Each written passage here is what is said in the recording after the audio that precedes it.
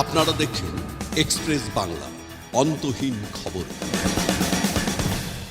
বাঁকুড়া জেলায় গঙ্গাজল ঘাটি লাভপুর গ্রামে আনন্দময়ী গ্রুপের নব নির্মিত মন্দিরে স্বপ্নাদৃষ্ট মা বগলামুখীর বিগ্রহ প্রতিষ্ঠিত হবে আগামী 17 মে। আনন্দময়ী গ্রুপের প্রতিষ্ঠাতা ডক্টর হৃদয় হালদারের মায়ের প্রতি এই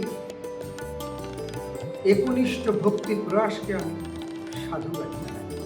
আমি হৃদয়বাবুর আমন্ত্রণে উক্ত দিনে উপস্থিত থাকব। সনাতনী সমস্ত মানুষদের উপস্থিত থেকে মাতৃ আরাধনাকে আনন্দময় করে তুলতে আমি সবাই